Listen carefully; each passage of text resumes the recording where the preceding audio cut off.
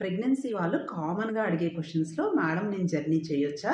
నాకు so and so month నడుస్తుంది. ఇప్పుడు ట్రావెలింగ్ అనేది సేఫ్‌కేనా? బేబీకి ఏమైనా ఎఫెక్ట్ ఉంటుందా? అనేది కామన్‌గా అడిగే డౌట్ అనమాట. సో, మనం ప్రెగ్నెన్సీలో ట్రావెలింగ్ విషయంలో ఎలాంటి జాగ్రత్తలు తీసుకోవాలి అనే టాపిక్ గురించి మనం ఈరోజు మాట్లాడుకుందాం. మీరు ఫస్ట్ టైమ్ మన ఛానల్ చూస్తున్నట్లయితే మన ఛానల్ సబ్స్క్రైబ్ చేసుకోండి మరిన్ని అప్డేట్స్ కోసం. సో, మనం ఈరోజు టాపిక్‌లోకి వెళ్ళిపోతే యూజువల్‌గా ప్రెగ్నెన్సీలో మీరు లాంగ్ జర్నీస్ చేయాలి అంటే ఒక్కసారి మీ గైనకాలజిస్ట్ డాక్టర్ గారి కన్సల్టేషన్ తీసుకోండి. సో, మీకు కొన్ని హెల్త్ ప్రాబ్లమ్స్ లైక్ ప్రెగ్నెన్సీలో షుగర్ పెరగటం కానీ, బీపీ పెరగటం కానీ, heart problems and twin pregnancies ఇలాంటి కండిషన్స్ ఏమన్నా ఉంటే మీరు ముందుగా ఒకసారి డాక్టర్ గారి కన్సల్టేషన్ తీసుకుంటే మీకు సజెషన్ ఇస్తారు. అండ్ ఒకవేళ మదర్, బేబీ ఇద్దరు సేఫ్‌గా ఉంటే మీరు హ్యాపీగా ప్రెగ్నెన్సీలో ప్రయాణాలనేది చేయొచ్చు. అది కూడా ఒకవేళ లాంగ్ జర్నీస్ అయితే మాత్రం మెయిన్‌గా first 3 months, last 3 months avoid చేసి సెకండ్ ట్రైమెస్టర్ అంటే 4థ్ మంత్ నుంచి 6థ్ మంత్ టైంలో లాంగ్ జర్నీస్ ట్రావెల్ చేసేటట్టు ప్లాన్ చేసుకోండి. ఎందుకంటే ఫస్ట్ 3 మంత్స్‌లో అబార్షన్స్ రిస్క్ ఎక్కువగా ఉంటుంది. లాస్ట్ నెలలొచ్చిన తర్వాత అయితే నెలలు నిండుకున్న నొప్పులు కానీ, బ్లీడింగ్ ప్రాబ్లమ్స్ ఇలాంటి కాంప్లికేషన్స్ ఎక్కువగా ఉండే ఛాన్స్ ఉంటుందనమాట. సో, సేఫ్‌గా 4th-6th మంత్ మధ్యలో లాంగ్ జర్నీస్ ప్లాన్ చేసుకోండి. అంతేకాకుండా నార్మల్‌గా షా చిన్న చిన్న జర్నీస్ అయితే మీరు మదర్, బేబీ ఇద్దరు సేఫ్‌గా ఉంటే హ్యాపీగా చేసుకోవచ్చు. ఇంకా ఏ రూట్ ఆఫ్ ట్రావెలింగ్ సేఫ్ అనే విషయానికొస్తే యూజువల్‌గా బస్ రూట్ కంటే కూడా ట్రైన్ రూట్ అనేది సేఫ్టీ ఎక్కువగా ఉంటుంది. అండ్ ఫ్లైట్ కూడా సేఫ్‌గానే జర్నీ చేయొచ్చనమాట.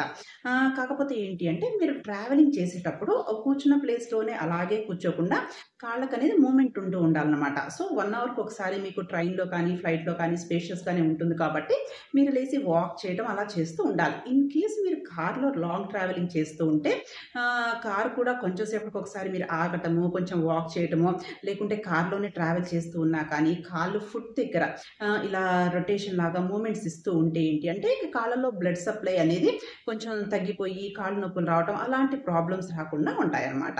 సో, ట్రావెలింగ్ అనేది సేఫ్‌గా చేయొచ్చు. మధ్య మధ్యలో మూమెంట్ అనేది ఇస్తూ ఉండాలి. అంటే ఇంకొకటి ఏంటి అంటే కొన్ని ఎయిర్‌లైన్స్ వాళ్ళు ప్రెగ్నెన్సీ వాళ్ళకి గైడ్‌లైన్స్ ఉంటాయన్నమాట. కొన్ని ఎయిర్‌లైన్స్ వాళ్ళు 28 వీక్స్ వరకు ట్రావెలింగ్ అలో చేస్తారు. కొన్ని ఎయిర్‌లైన్స్ వాళ్ళు 34 వీక్స్ వరకు అలో చేస్తారు. సో, మీరు ఏ ఎయిర్‌లైన్స్‌లో ట్రావెల్ చేస్తున్నారు అన్న దాని ప్రకారం మీరు ఒకసారి ఎయిర్‌లైన్ వాళ్ళతో డిస్కస్ చేసుకుంటే మీకు ఆ వీక్స్ ప్రకారం కూడా ప్రాబ్లమ్ రాకుండా ఉంటుందన్నమాట. ఇంకొకటి మీరు ప్రెగ్నెన్సీలో ట్రావెలింగ్ చేసేటప్పుడు ఎలాంటి జాగ్రత్తలు తీసుకోవాలి అనే విషయానికొస్తే మెయిన్‌గా ఏంటి అంటే మీరు కంఫర్టబుల్‌గా ఉండే కాటన్ క్లాత్స్ ధరించండి ఎప్పుడైనా సరే. సో, మనం వేసుకున్న బట్టలు ఎంత కంఫర్టబుల్‌గా ఉంటే మనకు ప్రయాణానికి అంత ఇబ్బంది లేకుండా ఉంటుంది.